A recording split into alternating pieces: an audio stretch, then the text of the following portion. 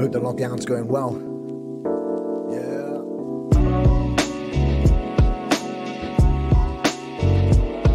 Let's go. Let's go. Yeah.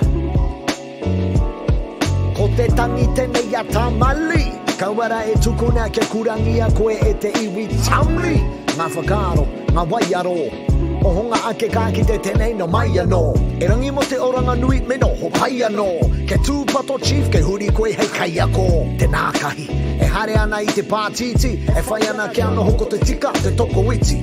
Me ua ka whiti pene anō I te priti, tori whakapaparanga kātahi pēr te rā ka whiti. Nā whai anō tā tātou ini ki tua o gypsy, tūronga waiwai kore ko tōna rite e gypsy. Anā. Ko tātou te rai ai nei, no pira pēna Whānau, we can't fly away. Tohunga suppression, that means we must hide away. Make sure the pillars were soft so we could die away. Ha! Ko te atua tōku piringa, as long as we believe on this one, no ko whiringa. Ki te kore, well, you know, hamine. So we all take off our hats and go, amine, amine, amine. Yeah. Amine, amine, amine. Yeah. How does it feel to be house standing on your own land? That's why my man, I sing my song. Toru whāri ma banga whakapaparanga. Disconnected, that's the makutu we under oppression. I ain't trying to bring us down, it's just something I don't hear much in this generation. E pene me te hip-hop, mo te nereanga. Must be scared, Anna, hence why I'm here to raise the bar. I'm a modern day Māori, more real than most. But whakaiti be fucking with my need to boast. This mana mo tu haki te be getting old, cause they mining our data and selling to our soul. Me pehera, they ki te anga mahi tōtika, especially when our screen time's up in them figures. Kana te Māori, hope they whakaoho mai, but if they don't, at least I know that you will paki mai. Mai ngā tani whao te ao ho. Mai cause intrinsically we know it's time to go. Mai cause we need you at your best. This is only me putting my yeah to the test.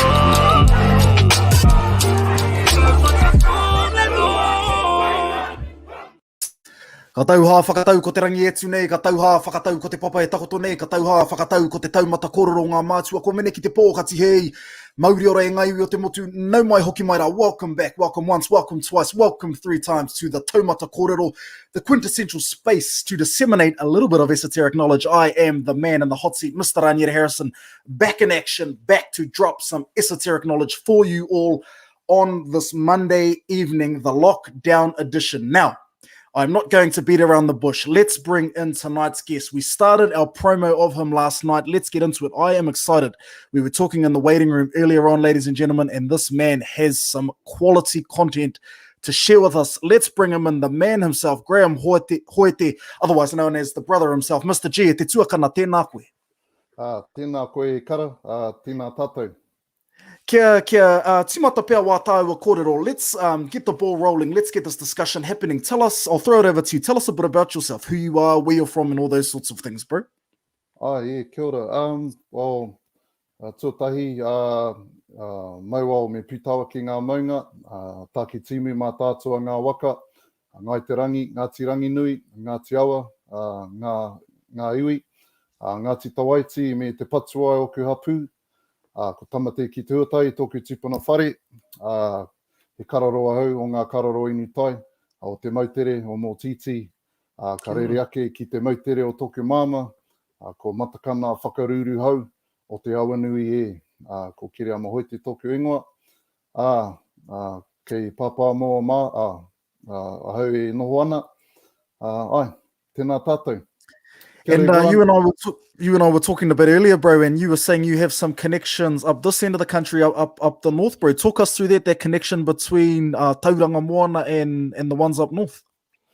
Yeah. So on i te tau tōku mama, my mother's a Murray, And Kia ora. her whānau is known as the Matakana Murrays. No Whangape, actually, we hono up to the Murrays up Whangape, and our Scottish tupuna, Alfred Borrowdale Murray, is actually buried in Pukepoto. I think it's I can't remember the name of the urupa there, but so that's where a lot of the Murrays come from. He married a Kataraina Te Kuni, and that's where a lot of us come from, on my mother's side. But on my father's side, we also hono to the Ramika whānau in Waimate North. So my great-grandfather was Ramika Hoete, and his mother was Rora Ramika from Waimate North. So that's just some hono there, up north. E te tuakana, ko te āhuatanga pea I hauai tō rongo ki te ao. The avenue a lot of people probably know you from is through tēnei mea te toi, through your art. You are the man responsible for all of these murals, these massive murals of some of the most famous, some of the most renowned New Zealanders popping up on walls all over the place. Tell us about that journey. As we can see behind Aroha Mai, you can probably see behind us at the moment, Sir Pira Nangata, is that Sir Edmund Hillary and Kate Shepherd. Kate Shepherd. Kate Shepherd. So going back to the start, how it all started for me getting into art and stuff. I was brought up in Kōrero and Cape Town, and I was brought up there 15 years. My old man used to work at the mill, Uncle Tasman.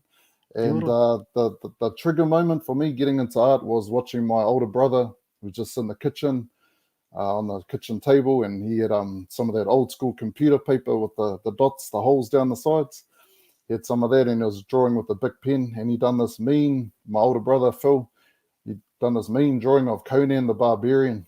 And as a young 4-year-old little Māori boy, it was that trigger moment for me, that moment of inspiration, that I believe really started my huarahi on this whole toy journey. And that's why I really believe in the power of inspiration.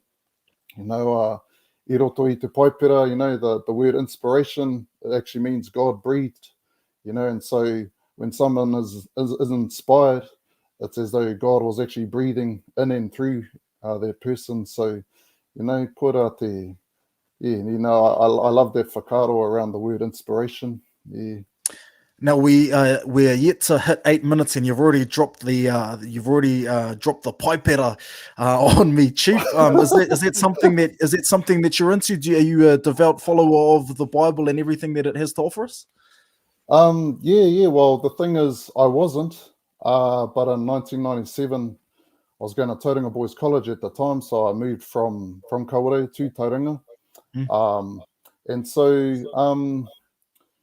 I don't want to get too far into that sort of ure without finishing off the mahi toy sort of thing. So with the art stuff, I'd been drawing, brought up, you went to Kawerau South School, intermediate college as well. And some of the cool things in Kawerau was we would wear some of those old school canvas bags, satchels. Everyone wore them in Kawerau. And, we used to have the twink and the pen checker plate down the strap, and then a lot of us would draw the old Iron Maidens on the, or Guns N' Roses on these mean pictures with pen. And, but another thing that really helped me on my path as an artist was my Kawerau College art teacher, Mr. Radledge.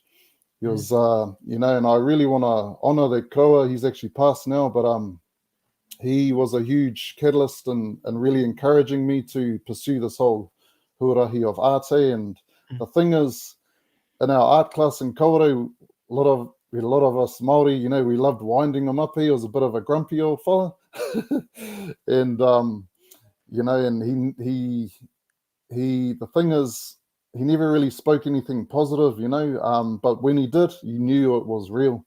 And I remember one time after the classroom, one of our classes, he pulled me aside and he said, just looked me straight in the eye, and he said, Graham Hoete, you have the potential to be a great artist one day if you choose to. Yeah, and that really impacted me, and just I think that the power of words in terms of teachers or people who are influential in our rangatahi's lives, You know, the power of words of encouragement can be huge and life altering too, for good or bad, you know. And so yeah, so that was, I thought I'd just finish that little bit off, bro, before get into, yeah. I think it's important, bro, to acknowledge without sweeping under the carpet how important things like that are. Like you're telling me that you were 4 and you remember your tuakana drawing a Conan the Barbarian picture on office paper. Like you can remember that vividly as an inspirational moment, as a turning point. And then we fast forward 10, 11, 12, 13, 14 years to high school. And you can remember a second kind of point of inspiration where, you know, and we've spoken about the God breathing through.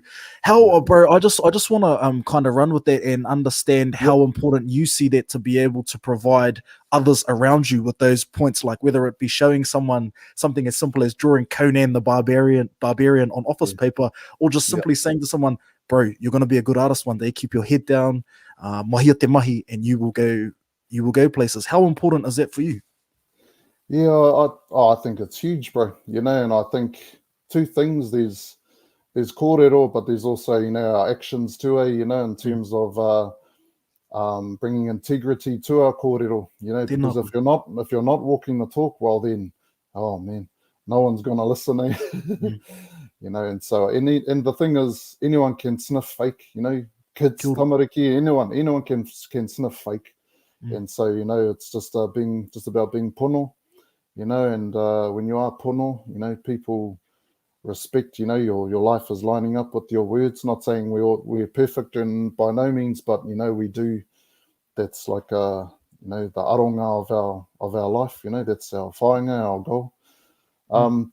But yeah, so I don't know if you wanted to, so in relation to the paipera and all that sort of thing. Yeah, talk us through that, bro. You know, yeah. So in 1997, I was a captain of the Tauranga Boys Senior A volleyball team, and you know, I was a prefect, you know, and the thing is, crack up, because most of us didn't really deserve to be prefects academically. We're only prefects because we're a Senior A volleyball team, bro. We took out nationals that year, but the thing is that year I had a series of events in my life, and I wasn't into the paipera or all that sort of stuff, or into Christianity and all that sort of thing. But there was about 2 months where I had a series of events that, you know, even when it comes to tohutanga, or, you know, regarding reading, you know, being aware of things that happen, not by coincidence as well. And there are so many things that happened within that 1 to 2 month time frame. I just couldn't deny that, you know, the man upstairs was up to something and was tapping on my shoulder. That's how I'd describe it, you know. And so what sort of stuff are we talking, bro? Like in that 2 month period, what are we talking? Yeah, like, you know, I think certain people coming across my path saying the same thing, you know, different ones who had, there's some things I can't share because they're quite personal to the people that are involved. But those things they impacted me in a way where they were going through some deep mama at the time. And the thing that struck me was that they were still remaining hope-filled, and there was like a rangi Māori and a manahau, a joy still in their heart. And it just kind of stifled me a bit, eh? And I was wondering why, you know, their trial and stuff wasn't really affecting them in a really deep way. But there are heaps of things, bro, and he nuing ngā kōrero tērā, but I think to whittle it down, what happened was I was out drinking with my mates, my volleyball mates, one night down at Tauranga Red Square and all that. There was a nightclub called Mid-City back in the day. All the Tauranga peeps will know that, or back in my era. And I actually saw this fella, this Māori fella, sharing his story about how Ihu Kraiti had changed his life and all that sort of thing. And there was a boldness about him, and there was a authenticity about his kōrero that struck me. And it was lining up with a lot of the other things that were taking place in my life at that time too. And the thing is, he ended up giving me this little piece of paper and all that sort of thing. And I just ended up putting it in my pocket, you know, and was away on my night sort of thing. But the next morning, I read that little piece of paper. It was like a little comic book, and it was relating to the message of ihu kraiti and, you know, the love of God and all that sort of stuff. And at that time in my life too, I was a young man with my future ahead of me, wondering what this whole thing of life is all about. And what is it really all about? Are there any answers out there, sort of thing? And so, you know, my thing is, I read this little book, and the thing is too, it was in a comic book art form, and being an artist, the artwork in it was really cool, and the message in it kind of really struck me as well. And I wasn't reading it in a gullible way, but you know, I'm all about that whole you know, whakatauki, whakamātautau reo ngā mea katoa, kia u ki te pai, you know, test all things, but hold fast to that which has been proven good. And so, you know, I read that thing, and basically it said, you know, if you wanted to find out more about ihu kraiti, you can just do it by yourself, one-on-one, you know. And for me, that was quite liberating. I felt that I didn't have to try and, you know, go to a church or building or whatever and pretend that I was like a Mr. Goody Goody or whatever, you know. Sort of, I felt safe being able to do that in my own room at home. And so, but the thing was, it actually said in that little thing, and I'll get to the ngako of this kōrero. It actually said that in order for me to, you know, I guess entrust my future over to Christ or whatever, it said that I needed to do one thing, which was, it might sound a bit, it's like a term, repeneta, or repent, or to turn away, or it actually means to do a U-turn in your life, to turn away from the things that you know are wrong in your life, and to turn to ihu kraiti. And I was like, oh, no, I can't do that. I was still wanting to hold on to a lot of things in my life back then. But the reality is, a week later, that whole kōrero was just stirring in my heart, and I felt wairua tapu just gently massaging my ngākau, my manawa, my heart, and not in a real, it wasn't a condemning or judgmental way. It was a real soft, gentle, I guess like just like a massaging way sort of thing, in terms of massaging my heart, the mama of my heart. And I came to a point, bro, where I said, okay, I'm going to do it. I'm going to turn away from those things in my life that, you know, at that time and all that. And I'm going to say that karakia. And I did, bro. So on the 27th of July, 1997, I still got that little piece of paper too. I just got on my knees, bro, inside my room by myself. And I said that karakia ki te atua, bro. You know, and I was pono with that prayer, bro. And I haven't looked back since. And people that know me know that about me, you know, and I can say that publicly on here too. I'm not saying that I'm perfect, but they know that I have followed that huarahi for, you know, since 1997, bro. And I will continue to do that, because the thing is, bro, there's such power in the paipera, you know, and in the wairua tapu, and there were things in my life that I was struggling with at that time, that there was a moment where, you know, I was, they call it the baptism in the Holy Spirit, or filled with the Holy Spirit, and can kōrero tia i te ngā arero, you know, speak in tongues sort of thing, you know, that's another kōrero sort of thing. But in that moment, bro, the next day, the things that I was struggling with were all gone, bro, you know, and that was the thing that made me realize this thing is real. And so my journey ever since then, bro, is, you know, ko te mea nui, ko te aroha, bro. I'm all about love, being respectful to everyone else's beliefs and all that too. And I'm, you know, but I have been passionately, just passionate about God, bro, and unapologetic about that too. You know, one of the things of my heart right now, bro, is the whole kōrero regarding indigeneity, indigenous cultures. And I've studied the history of Christianity, which is not flash, bro. There's a lot of atrocities relating to indigenous cultures. And I ask why, and I've been doing a lot of rangaho on all this stuff. But here's the thing, bro. A lot of people say that, you know, and a lot of Māori say that, you know, oh, why are you a Christian, bro? Ihu kraiti, you know, he's a Pākehā religion, bro. You know, he's a Pākehā, you know, what they brought him over. It's a white man's religion, bro. I know where they're coming from. But the thing is, you know, Ihu Kaiti was a, you know, first century Mizrahi Jew, bro. You know, he was brown like us, you know, sort of thing. Kia ora. So he's not on Pākehā, bro. He's not white. You know, a lot of this is the power of art too. You Google Jesus Christ and stuff, a lot of the portrayals of him have been from Western cultures, you know, and this is when Constantine and all that sort of, you know, that whole era really utilized art in terms of portraying who Jesus Christ was. But the thing is, you know, yeah, he was a first century Mizrahi Jew. He can empathize with colonization, bro, because the reality is, at his time, when he was alive, you know, 2,000 years ago, it was the colonial Roman Empire that crucified him, bro. You know, and so he can very much so empathize with the pain and mamai of colonization.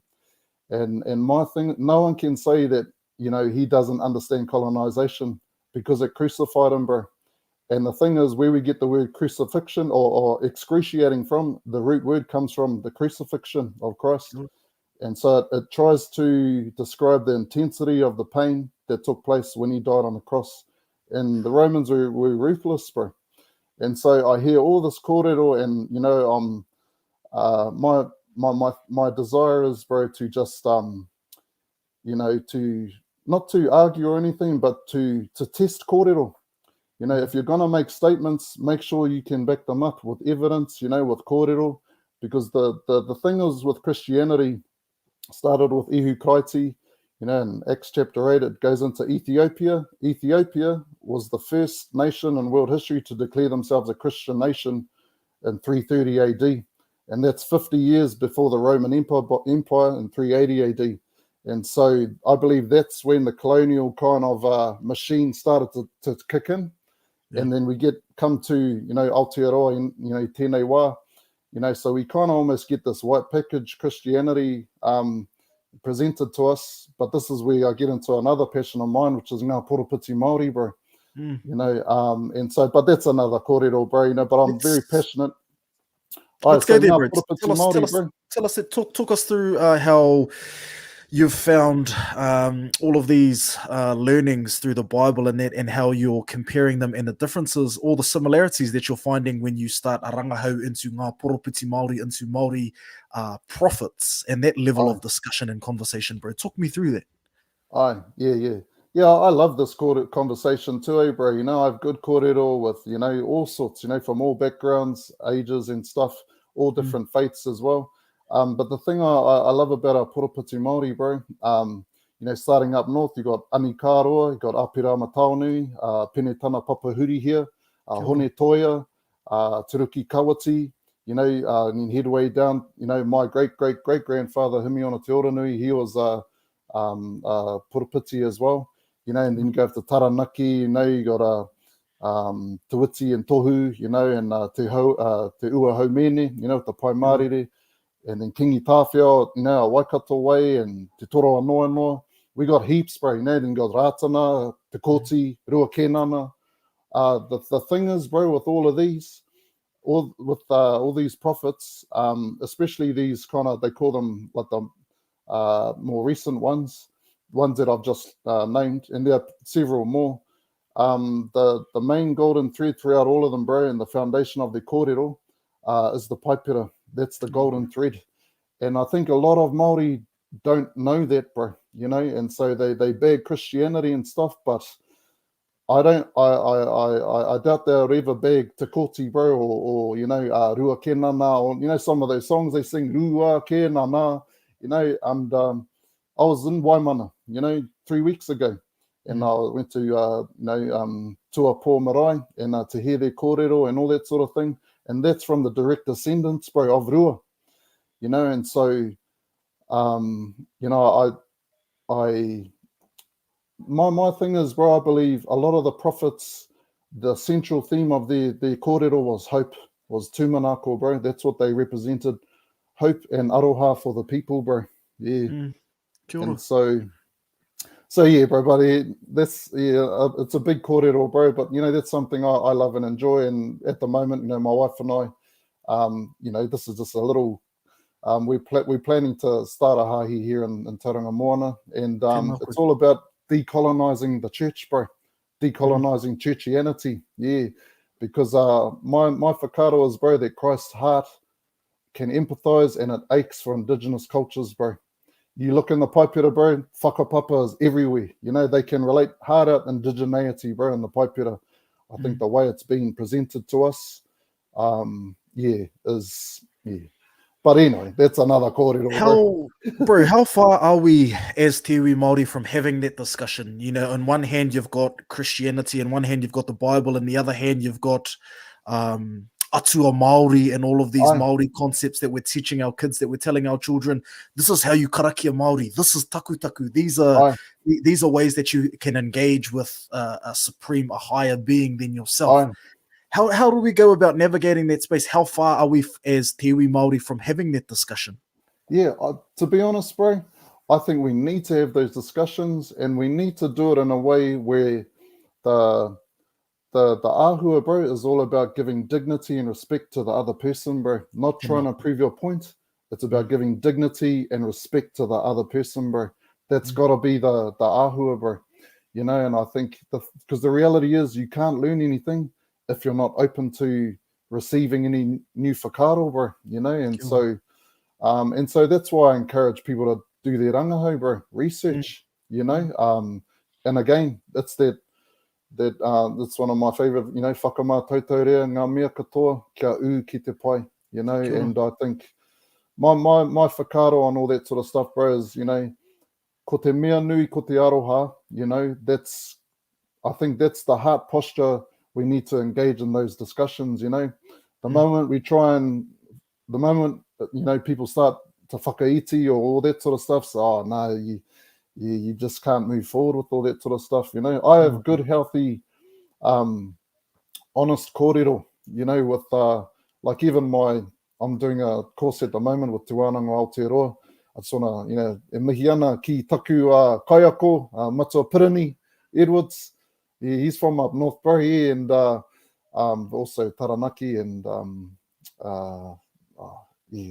can't remember, but Kia ora, uncle. Aye, and he's you know, we have good kōrero about this sort of stuff too, bro, because he knows I'm a kaitiana, you know, sort of thing. But the thing is, bro, we love each other, bro. You know, there's that respect, there's that integrity. You know, if we disagree with something, we will say so, but it's the way you do it today, bro. And we even ask, so, you know, we put the burden of evidence or proof or whatever on the other person, you know, and it's not about trying to prove that person wrong or anything like that. It's really about trying to prove your point, sort of thing, or present your case or your whakaaro, and not just calling someone's whakaaro dumb or stupid or, you know, or that sort of thing, because, you know, we need to, that's my whakaaro anyway, bro, to engage in those healthy kōrero and discussions, to do that with maturity and aroha, bro. Bro, I just want to take the foot off the spirituality intensity pedal for a wee while here, bro, because that went deep, and that went deep very quick. Bro, talk to me about all of these murals around New Zealand, some of the most famous, some of the most renowned New Zealanders popping up on our walls everywhere. We've got the likes of Sir Apira Nangata, Sir Edmund Hillary, Kate Shepherd. We've got in the small sleepy settlement of Ruatoria, we've got Hamuera Ngarimu and the likes. All of these hometown heroes painted across some of the most accessible spaces in our communities. How did that kaupapa come along? Yeah, well, the thing is with that, bro, like I've always been into portraiture. You know, portraits are very powerful, bro. You know, street art as well, sort of thing. But I've always been into drawing and painting since I was a kid, bro. So I kind of describe myself as a bit of a multidisciplinary artist, actually. So, you know, I do a little bit of whakairo as well, and a bit of, you know, other mediums too. So I don't just kind of paint murals and stuff. But with the portraiture, bro, I believe the essence of it is storytelling, telling our histories, you know, and I love our histories. I'm passionate about learning our histories. And so I think, you know, I've learned things along the way as well, you know, sort of thing, as we do in life, eh? But, you know, I think one was like the Muriwai one in Aupōuri. You know, that mural was all about, it was part of a kaupapa that my wife and I came up with called the Taumata Project. And Taumata, it's obviously all about bringing hope through mahi toi to our small town communities. So So that's the ngako of that kaupapa, bro. And it's all about, so, but it's not just about painting the word hope. It's really about learning the stories of each rohe, so i.e. whakatohea. And so you go to whakatohea and you ask the people there, in terms of what are the main stories of whakatohea. Well, obviously Muriwa is going to come up, you know, te tahi te pairu, you know. So for us, it's really about how do we portray her, you know, that has integrity to who she was, you know, and all of this is done through engagement, through listening, you know, from all the ngā whitiki o te ki, you know, all the historians, all the kraua, the kaumātua, the tohunga of those areas, and then listening to their kōrero, which is a privileged space to be in, you know, to learn all those kōrero, and also from there take their kōrero and matapaki with the rangatahi as well, about how they, you know, see hope as well, and pretty much just put all that in a pot, stir it around, and put a bit of Mr. G aesthetic in there too, and then just create something that's, you know, the hope is that it looks mean and is honouring, gives honour to those stories. And so in whakatohea, that was a challenging time, because being Muriwai, you don't just want to put anything up there, you know, and I felt the taumaha, you know, of, in a good way though, the responsibility of making sure that the way I portray her is honouring to her story and who she was and all that sort of thing, you know, and it was a powerful time. We had a powerful unveiling there. And you know, I still get, you know, feedback, you know, just how much they loved it there and all that. And this is from the people that are from there. This is from the uri of Muriwai, you know, and so that's all that matters to me, are the ones that are from there, you know, that hono to her. And the kraua, you know, kuia, it was a powerful, beautiful time, that unveiling, and it was all about utilizing Muriwai's story as a catalyst for hope, you know. And some were even saying that they look at that portrait and it's you know, it'll whakamana, you know, all the people there too, you know. And you know, some of them, I saw one lady from there saying that, you know, we need to remind ourselves who we are, you know. Don't, you know, look in the mirror after taking, you know, pee or whatever, you know. We need more of these of our tupuna, you know, to remind us who we are in terms of our tuakiritanga. Is it something that's on the cards, bro? Like when I think of, you know, when Māori eyes look at something like that, a physical manifestation of your ancestor looking right at you, not only the physical manifestation or anything, but the head in particular. E tō tāua iwi Māori e mohe ana ko te tapu nui o te tangata ko te upoko. No reira, meheme e kororo pērā nā tāua. How do you go about navigating that space to be able to align tikanga to put some of the pinnacle of the tapu of Muriwai on a wall? That's massive, bro. How do you go about that? I totally understand it was massive, bro, and that's why, you know, I sat with all the kraua, you know. We had big meetings there, you know. We had a couple of really big, long meetings, and there was some tohe there too, you know, between them and all that, which is good and healthy. And I'll tell you what, it needed to happen, because what came out of it was beautiful. It was beautiful, bro. And so regarding the kanohi, bro, the thing is, the way I painted it, I portrayed it as if it was a carved face. So there was a bit of leeway to not be a literal portrayal of her or portrait of her, because it was carved. So if you look closely, there was like wood grain in her face and all that sort of thing. So it was actually a fusion of kind of like whakairo and, you know, painting, you know. And so, you know, that fusion is unique, you know, and I think that created a safety, because that actually came up at one of the huis too, about that. About the kanohi. And I actually brought up that whakaaro too, because the reality is we don't have photos of her. So it's just a portrayal of her. It's not a defining portrait of her.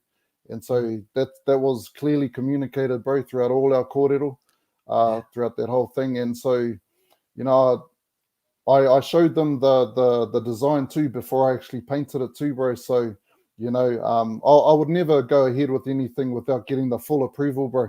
And that took some time too. You know, that took some time to get everyone on the same page, but it needed to, bro. You know, it needed to have integrity to the whole kaupapa. Yeah.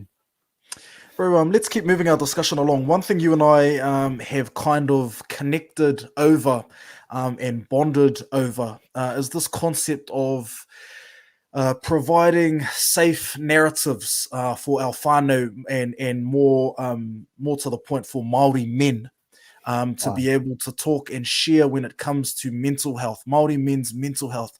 Talk to me about that, bro. How was that for you? That kaupapa, that particular kaupapa Māori men's mental health, or mental health at that.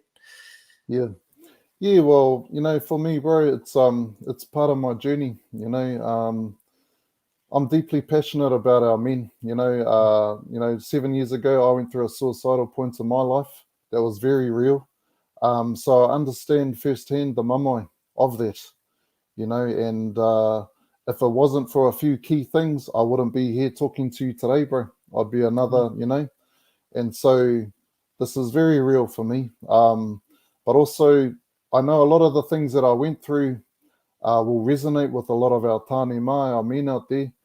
And one of the keys, you know, that have helped me, and I think that the key in all this discussion regarding men's mental health, or for me anyway, is creating ahurutanga, or creating a safe space for men to actually kōrero, bro. You know, and so how do we do that? You know, firstly, we need to create non-judgmental environments, you know, and so the judgment is a real biggie. You know, we as men, we always trying to portray that we all good, or, you know, we staunch and all that sort of stuff, you know, and so unfortunately that has a kickback effect, and it discourages us actually opening up and revealing our weaknesses and vulnerabilities. And that's, you know, and so how do I actually, what I do, bro, and what works for me is within these safe spaces, I actually initiate the conversation first by opening up my heart, bro, opening up my journey, my vulnerabilities, you know, and people, I can see the faces on the bros change as I start to kōrero, because I'm bearing my heart, bro, to them, you know, my mamai. I'm showing them that this is what I went through. And that's, you've got to be in a safe space to be able to do that, eh, bro? You know, you've got to be in a safe space to be able to do that. And so the non-judgment thing is a biggie in those critical moments. And so, but in saying that, by me opening up my heart first, it makes it 100 times easier, bro, for the rest of the bros to open up theirs, because I've actually laid the foundation in terms of building an element of trust in our relationship by me laying that first brick down, bro, of trust and vulnerability, you know. And so there's that, but also, non-judgmental, but also encouraging as well. Just being encouraged, you know, the word encourages means to inject someone with courage. And so in those ahurutanga, or those safe spaces, it's all that good stuff, eh, that creates a healthy atmosphere and environment for men to kōrero, you know, all that sort of stuff. So I think, you know, there's heaps to talk about, but those two keys, bro, of ahurutanga, encouragement, non-judgmental environment, and just initiating the conversation first, you know, I've found that really helpful in helping the bros open up, because 9 times out of 10, you don't know what they're going through, you know, and it's, all that sort of stuff. So that's why I'm not afraid to share my story on my platforms, bro, because I know the power of us transparently sharing our stories, because that's what gives people hope, bro. Yeah. Are you just with that whole vulnerability, and I'm reading some of the comments coming through from our viewers talking about the importance of being vulnerable as Māori men. Earlier, well, it was actually the first week of January this year, a relation of mine committed suicide. And the week after, you messaged me, and you said to me, bro, you know, what's going on? How do we fix this? What is the problem, or what is the solution to this you know, we've got COVID as a pandemic, but this is massive. And our people, you and me, the ones who look like you and I, Māori men in New Zealand between the ages of 18 to 40 and then some, are the ones being impacted the most. We are in lockdown when it comes to this pandemic suicide, bro. This epidemic that is just sweeping our people, bro. This is our people. Let's talk about how we go about having those discussions. Those discussions that you're talking about, those safe, making yourself vulnerable first and foremost, because a lot of us out there will know, and a lot of the brothers watching this will be going, bro, it's just an awkward conversation to have. Like, bro, it's just hard. It's hard to break the ice. How do we go? What are some things that our viewers can do to break that ice and just sit down with the bro and go, fuck, bro, okay, let's have this out. Are you all good? Are you sweet? What's going on? Yeah, I think a key is humility, bro. Tēnā koe. You know, humility is a key. You know, for me, bro, reaching a suicidal point in my life, that soon sorts out your priorities in terms of what's really important in life. And what people think of me ends up going right down that scale, bro, because that can be one of the biggies. You know, why we hold up these facades as men is being too scared of what people think, bro. Oh, the bro might think I'm a pussy or whatever, or, you know, all that sort of stuff. You know, and it's all those thoughts are very real for our tāne mā. And so I'm not afraid, bro, to initiate those discussions. I'm not afraid to talk about, you know, 7 years ago I went through a suicidal point. You know, I went on medication. You know, I remember those moments when, you know, I was, you know, cutting the carrots, you know, and for the first time getting a thought of cutting my wrist, you know, and I'd never ever in my life had those kind of thoughts, you know. And so, but the thing is, I just felt it was, for me, at that time in my life, bro, it was a culmination of a lot of things. I went through a lot of relationship breakdown with friends and stuff. I went through, I was burning out as well. I was working really, really hard, you know, and just really lacked some practical wisdom in that regard, you know. And so a lot of things were compounding, bro. And, you know, I just feel sometimes it's our body trying to tell us, you know, trying to ring the bell and say, hey, you need to address, you know. And I had a lot of emotional, I guess, issues that I was just suppressing, bro, and not really dealing with.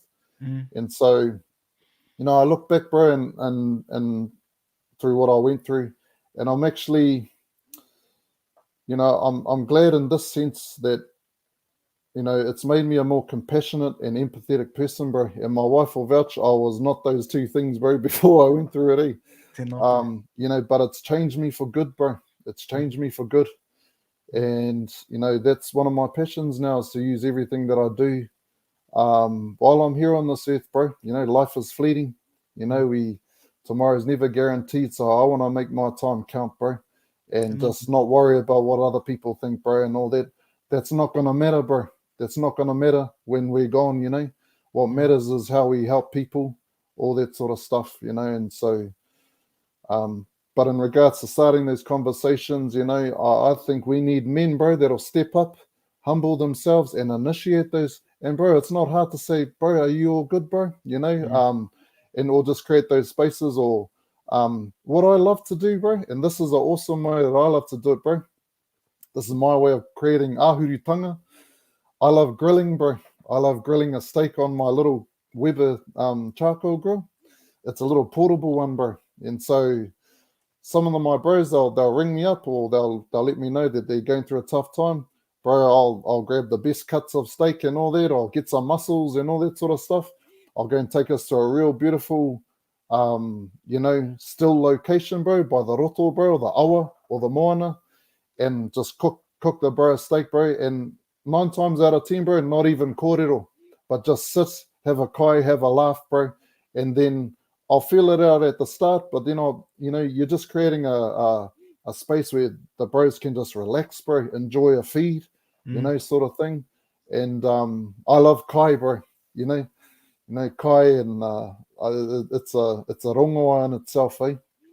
But yeah, it creates an atmosphere and a setting that makes it a bit easier too, bro, you know, sort of thing. But there are bros who may not sort of like kai, but that's one of my ways, bro, that, you know, and it's, you know, it's proven, you know, to work really well, you know. And it's, yeah, Aye. Let's keep rolling, bro. We're just hitting 45 minutes, and I've only booked you. Your PA's only given me 50 minutes, so I better start wrapping this thing up before I get a boot up the bum.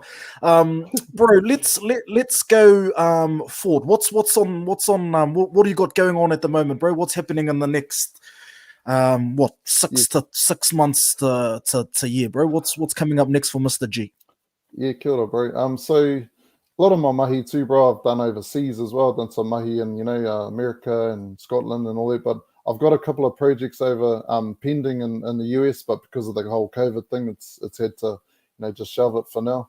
But the main project we've got on coming up at the moment is the Taumata project, bro, which is again about intentionally going into smaller towns and learning the stories of hope within those rohe, and telling those stories through mahi toi, bro, through all these pikitia pakitara nui, all these big murals, and we've got quite a few. Then we're going to be doing 6 locations throughout the motu next, so I can't share where those locations are, but that's the kaupapa, bro. It's all about hope, and so hope really is the driver of everything my wife and I do, and awesome.